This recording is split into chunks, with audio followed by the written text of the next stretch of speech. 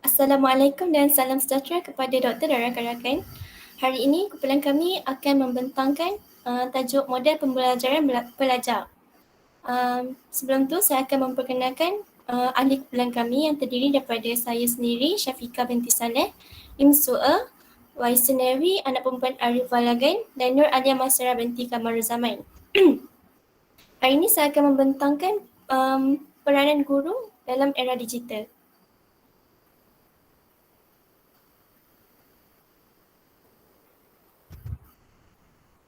Yang pertama ialah collaborator. Pendidik menumpukan masa untuk bekerjasama dengan kedua-dua rakan sekerja dan pelajar untuk meningkatkan amalan, menemui dan berkongsi sumber dan idea serta menyelesaikan masalah. Yang kedua, citizen. Pendidik memberi inspirasi kepada pelajar untuk menyumbang secara positif dan mengambil bahagian secara bertanggungjawab dalam dunia digital. Yang ketiga, learner. Pendidik terus meningkatkan amalan mereka dengan belajar daripada dan bersama orang lain dan meneroka amalan memanfaatkan teknologi untuk meningkatkan pembelajaran pelajar. Yang keempat, leader. Pendidik mencari peluang kepimpinan untuk menyokong pemerkasaan dan kejayaan pelajar dan untuk menambah baik pengajaran dan pembelajaran. Yang seterusnya. Yang kelima, designer.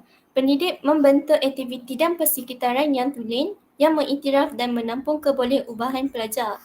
Yang keenam, facilitator. Pendidik memudahkan pembelajaran dengan teknologi untuk menyokong pencapaian pelajar bagi standard ISTE untuk pelajar. Yang terakhir sekali, analisis. Pendidik memahami dan menggunakan data untuk memberi arahan mereka dan menyokong pelajar dalam mencapai matlamat pembelajaran mereka. Seterusnya saya akan serahkan kepada pemerintah seterusnya.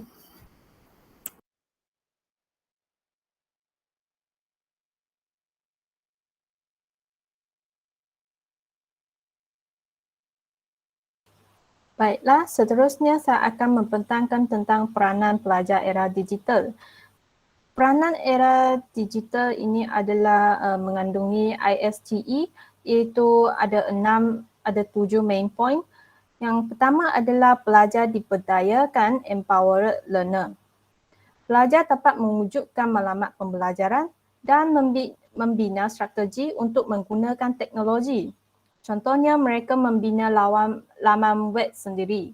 Seterusnya, mereka dapat mendapatkan maklum balas daripada orang lain dan mengetahui konsep dan pedagogi penggunaan teknologi. Yang kedua adalah kewarganegaraan digital, iaitu digital citizenship. Pelajar dapat menjaga dan memelihara hak serta tanggungjawab diri untuk belajar dalam dunia digital. Seterusnya, mereka tidak menyalahgunakan sumber digital. Mereka juga harus berhati-hati dengan identiti digital sendiri supaya tidak membocorkan identiti peribadi sendiri dalam dunia digital. Terusnya, mereka harus menunjukkan pemikiran positif dan menghormati pengguna lain. Seterusnya,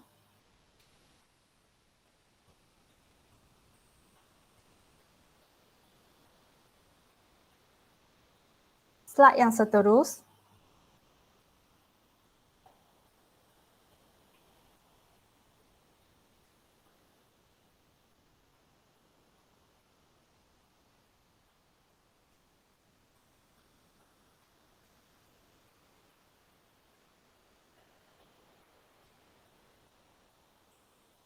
Poin yang ketiga adalah pembinaan pengetahuan, iaitu knowledge constructor.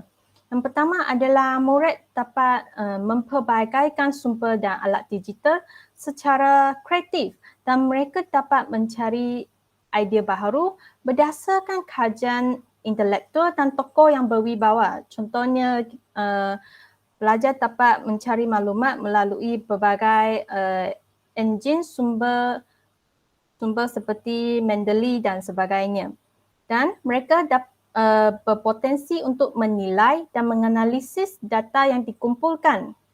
Mereka juga harus peka terhadap isu dan masalah semasa sambil mengaitkan teori dan idea bagi penyelesaian masalahnya. Idea yang keempat adalah mereka bentuk inovatif, iaitu innovative designer. Dengan sehubungan dengan itu, pelajar dapat menambah baik sumber digital dan melibatkan diri dalam proses reka bentuk dan mengenal pasti dan menyelesaikan masalah tersebut. Slide yang seterusnya.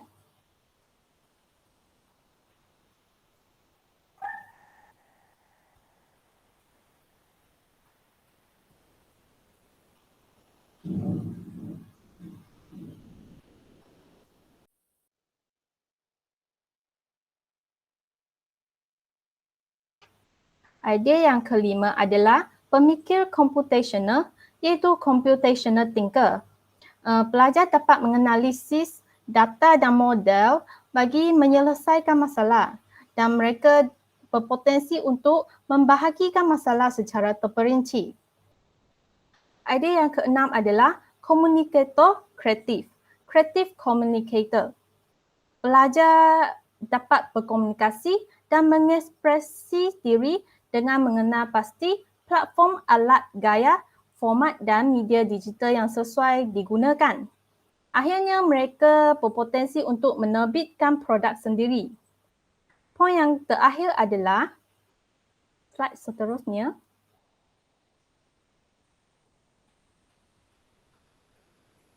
Poin yang seterusnya adalah collaborator global, iaitu global collaborator. Pelajar dapat meluaskan pendapat dan perspektif pembelajaran. Hal ini kerana bekerjasama dengan orang lain secara lokal dan global. Mereka juga akan mengetahui tanggungjawab sebagai ahli bagi mencapai maklumat yang sama dengan efektif. Pada akhirnya, mereka dapat mengenai isu global secara kolaborasi bagi mencari penyelesaian yang sesuai. Yang akhir, saya akan membentangkan tentang model pembelajaran pelajar iaitu student learning model. Student learning model ini mengandungi 3 aspek iaitu belajar cara belajar. Hal ini kerana tujuan belajar yang penting sekali adalah mempelajari cara untuk belajar. Oleh itu, hasil belajar dapat dijalankan dengan lancar dan sempurna. Yang kedua adalah perhubungan. Perhubungan adalah boleh dikaitkan dengan hubungan dengan guru dan rakan-rakan sekalian. Seterusnya ada aspirasi. Aspirasi ini adalah pelajar ingin mengeksploitasikan minat sendiri dengan belajar. Oleh itu, tugasan mereka tidak akan berasa bosan dan mereka akan bersungguh-sungguh untuk menyiapkan tugasan tersebut. Seterusnya, saya akan menyerahkan pembentangan ini kepada pembentang yang lain.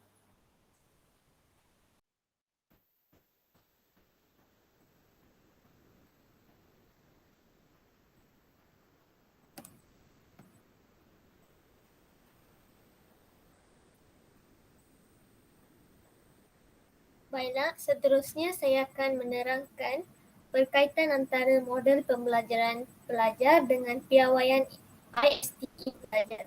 Berdasarkan satu video YouTube, saya dapat mengetahui tentang model pembelajaran pelajar dan piawaian ISTE pelajar dengan lebih mendalam. Terlebih dahulu saya ingin menerangkan 3 komponen utama SLM iaitu perhubungan, belajar cara belajar dan aspirasi. Perhubungan merupakan satu asas sosial yang penting bagi semua manusia yang sentiasa memerlukan tujuan dan makna dalam hubungan dengan orang lain. Selain itu, belajar cara belajar pula bermaksud murid bertanggungjawab terhadap pembelajaran dan memahami proses pembelajaran. Aspirasi pula bermaksud pencapaian murid dipengaruhi oleh jangkaan mereka terhadap diri sendiri dan persepsi orang lain terhadap mereka. Next.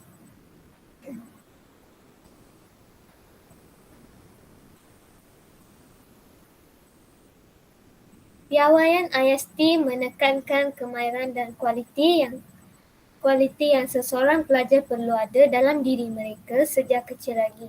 Ia juga membolehkan pelajar untuk melibatkan diri dalam dunia digital. Seterusnya, piawaian ISTE membantu untuk memupuk kemahiran dalam digital sepanjang kerjaya akademik. Itu sahaja daripada kumpulan kami. Sekian, terima kasih.